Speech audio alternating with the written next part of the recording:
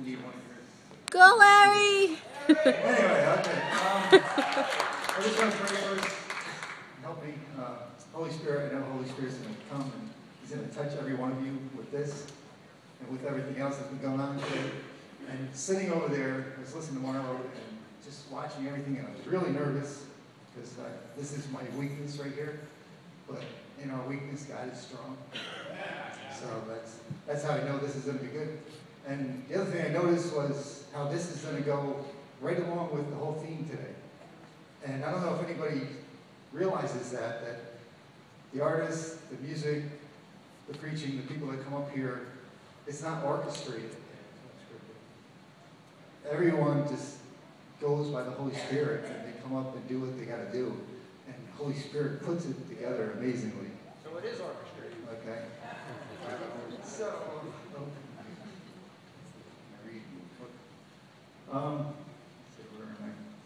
okay, I'm going to do a little thing different. I'm going to ask a question at the beginning and at the end, and with a little challenge. It's inspired by Matthew 14, 22, and 23. Oh, first I want to set up the passage before this. Is when Jesus is giving the all-you-can-eat picnic to the big crowd of 5,000 plus. Okay, so everything's really good. People are being healed probably. He's probably teaching. And probably having a big kickball game or something. But anyway, so everything's good at that point. So now we go. Oh, before I ask the questions, you don't have to answer out loud. Please just keep them to yourself and talk it over with God. Okay, first question.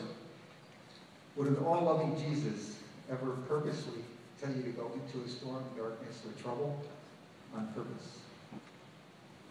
Okay, can you put that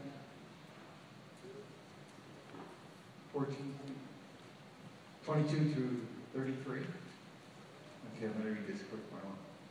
Just paraphrase it. Just paraphrase it. Paraphrase it? Yeah. Okay, immediately Jesus made the disciples get into the boat and go ahead of him on the other side. He dismissed the crowd. Then he went up on the mountainside to pray by himself. Later that night, they were alone, and the boat was already a considerably distance from the land, buffered by the waves because the wind was against it. Shortly before dawn, Jesus went out to them, walking on the lake. Okay, it looks like Jesus just set up the guys, sent them out into resistance, and sent them out at night by themselves in darkness and resistance.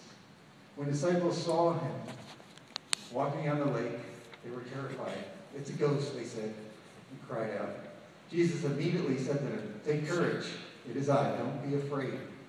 He says that a lot, don't be afraid. "Lord, if it's you," Peter replied, "tell me to come to you on the water." "Come," he said. Okay, this part about Peter was talked about in John and also in Mark about Jesus walking on water. But they don't mention about Peter getting out of the boat and walking on the water. And in Mark it actually says Jesus was about to pass by them. So he was like power walking. He was going to go right by them until they called out to him. Okay, "Come," he said. Then Peter got out of the boat, walked on the water, and came towards Jesus. But when he saw the wind, he was afraid and began to sink. Cried out, "Lord, save me." Immediately Jesus reached out his hand, caught him. "You of little faith," he said, "why did you doubt?" Okay, this is the part that gets me. Peter just got out of the boat, walked in the storm, and walked on water. Jesus says, "You of little faith." What about the guys in the boat that didn't get out of the boat and walk on the water?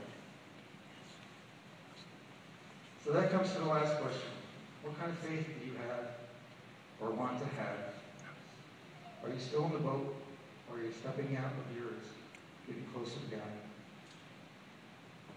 Check your heart. Does it line up with God's heart? Okay?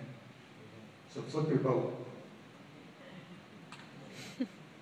Oh, there's one more thing. I don't know if anybody noticed the diamond, the white diamond up there. That's Peter. It's you, it's me, crying out, "Lord, save me."